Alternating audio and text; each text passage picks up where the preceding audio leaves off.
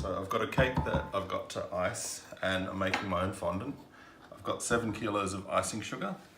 I'll just read through what I've actually got. Oh no, not 7. I've got 3.5 kilos of icing sugar, 10 teaspoons of CMC or Tylose, 196 grams of water, 21 grams of actiwhite powdered egg white, 231 grams of fat, which is the copha, and that's been melted down a bit. And I've got 420 grams of corn syrup. The corn syrup's in with my egg whites now, and I've got 3.5 teaspoons of glycerine. So this is a lot of work, but I like the flavor of this better. And it always gives me a fondant that I can use to cover 3 cakes with, or 4 or 5 cakes with, all in one hit. And this will last in the fridge for months, or it'll freeze for even longer. And it even lasts at room temperature for weeks on end. Even though it's got the egg whites in it, the sugar preserves it. So it lasts quite a long time. Just going to start working that through. And yeah, I don't do things in small batches. So I've got my giant mixing bowl. But it makes a big difference. So just get that started. We'll pour in a little bit of the fat as well. And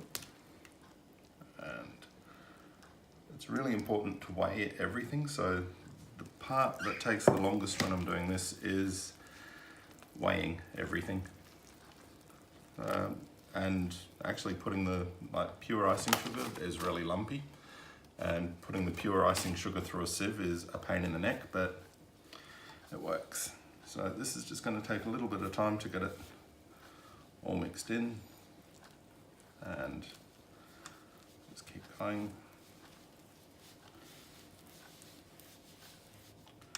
And I've just got my big mixing bowl on a tea towel so that it doesn't move around, but also these cheap metal bowls tend to mark your bench when you're moving stuff around on them. So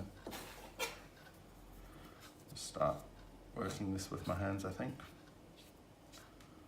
I've got nice clean hands. I'm going to cover them in a bit of the fat so that the sugar doesn't stick. It's going to stick regardless, but it helps. So start kneading it through.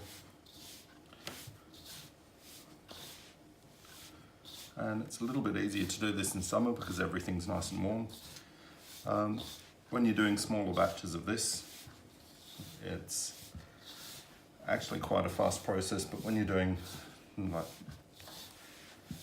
3.5 kilos of it, in with all the other stuff, it takes a little bit longer. So just starting to move that through. Now, a lot of people would be tempted to add a bit more water to it, but you don't need to. Start munching it together. And it's going to get to a point where it's just too hard to get all the stuff mixed through. So it's not far off it now. So what I will do, just move my tea towel and move this over here. And actually I'll just rub a bit of fat on the bench so it doesn't stick. So the nice thing with making your own fondant is that you're able to adjust the texture of the fondant by adding more fat, or adding more Tylose, or adding more sugar. All of that will change how it behaves and how it reacts. So just getting all of it up. Now, this is a really specific recipe. Everything's measured to the nearest gram, or nearest 2 or 3 grams, and grams do make a big difference. So I need to get all of the stuff out of the bowl, and then the kneading starts. Once I get all that,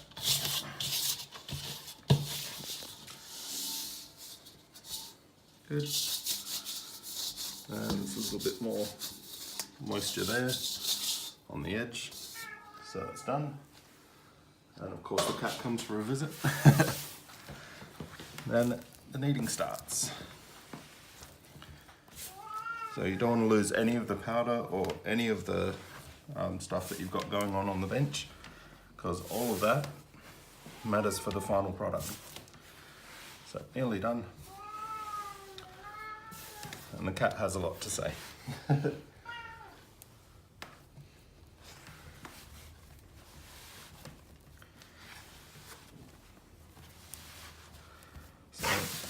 And this is not for everyone. It is obviously a lot easier to just buy fondant, but I like the flavour of this a lot more. I have also added a little bit of cream of tartar to it, so just about a teaspoon of that. And adding the cream of tartar just increases the acidity and helps to preserve it a little bit more.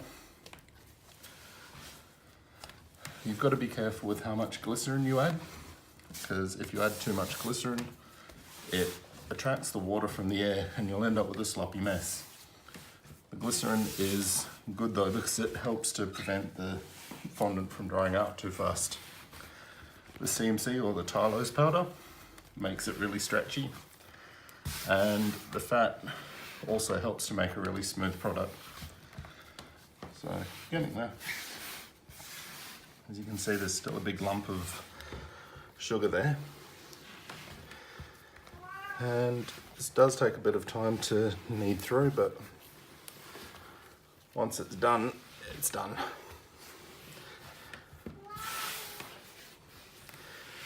Now the whole point of this recipe is so that I can cover a cake with it straight away.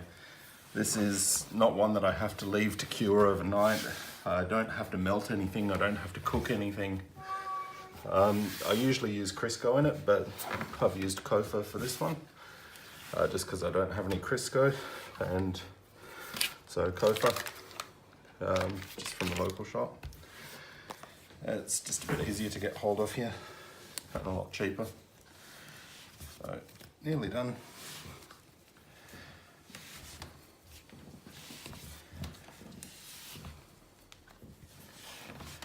And nice thing with this one is it's pretty humidity proof. Nearly done. I know I keep saying nearly done, but now I make a very, very stiff fondant. If you want a slightly softer fondant, add a bit more fat and a bit more water. This is one that's going to be able to be rolled straight away and put straight over cake. So I'm just going to keep rolling that. And you can see that I've not had to add any extra sugar. I've not had to add any corn flour. I use pure icing sugar. And I am out of breath because I'm unfit, but anyway, nearly done.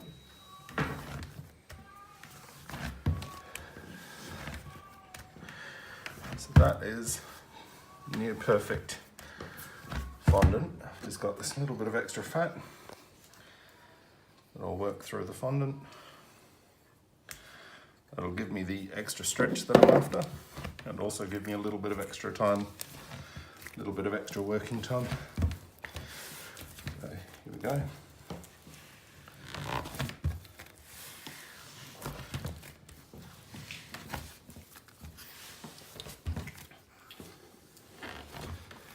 So the main reason that I use powdered egg whites for this is because I tend to always keep a jar of them on hand.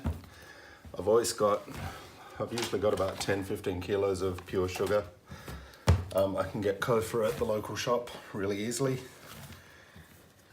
And everything else, like I've always got tubs of CMC on hand, so if I need to make fondant really fast, I can do it without having to plan ahead, because I've always got what I need on hand for it. So, and you'll be able to see that is reasonably stretchy. I do make a very short, stiff fondant, and it goes on cakes really nicely. I could probably knead that for a little bit longer, but it goes on cakes really nicely. and doesn't tend to tear very easily. But that's pretty much it. That is